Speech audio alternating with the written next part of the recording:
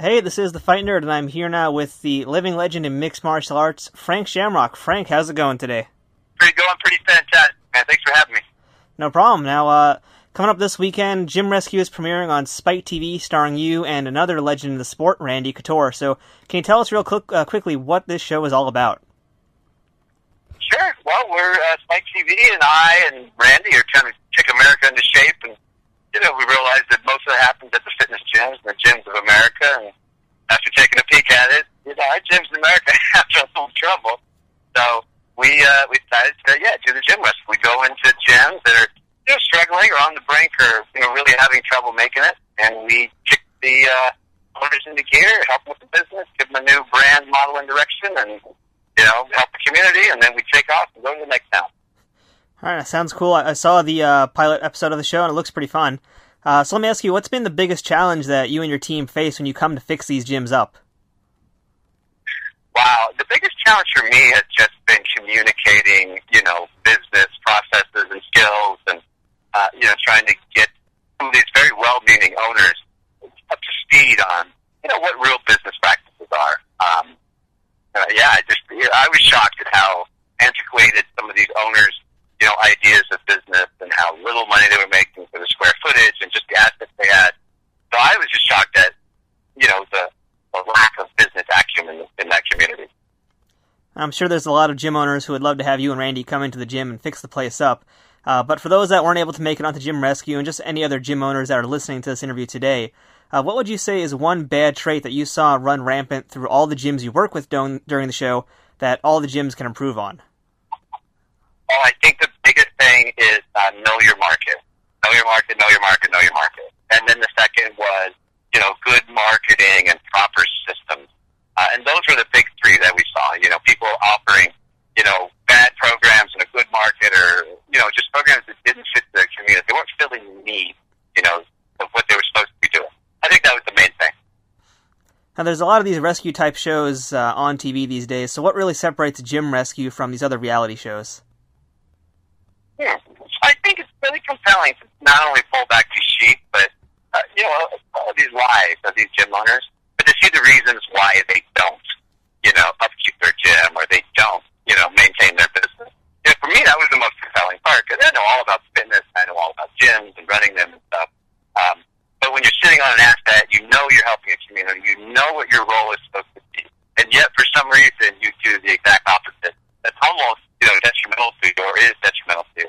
To me, that was the most compelling thing. Why are these people, who have volunteered to help are secretly hurting and doing weird things?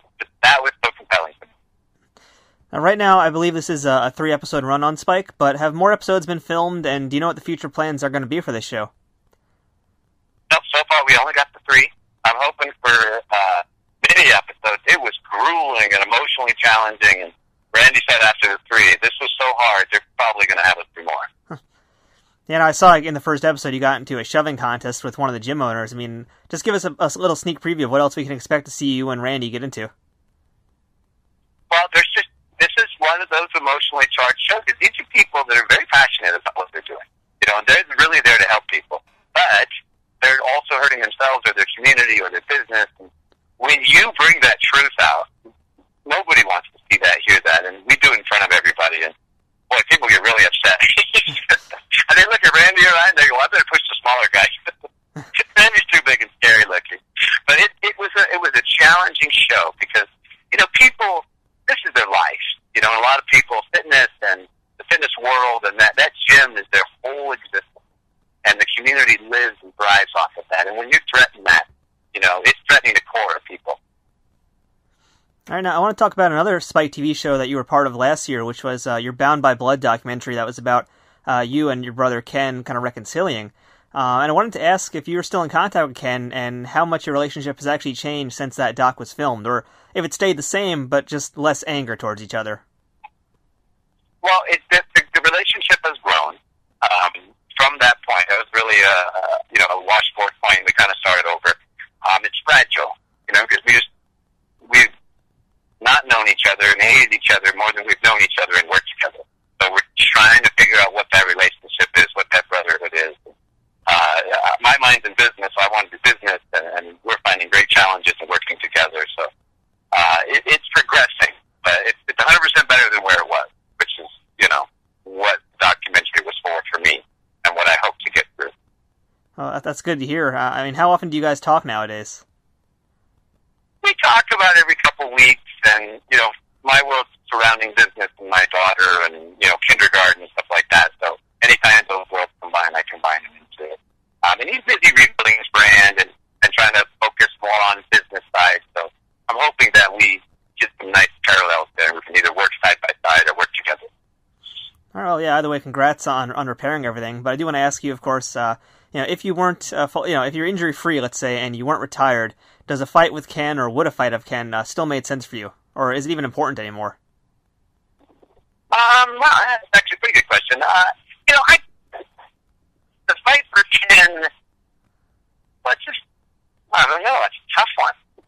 If I were healthy, I would probably still fight anybody. But the minute I retired, part of my, you know, anger towards him also kind of went away, because I knew I couldn't solve it through fighting. So I've really just given up the desire to fight anybody. Fighting Ken would be even harder to do. So, you know, being healthy is what it was all about. When I was healthy, I would have fought anybody.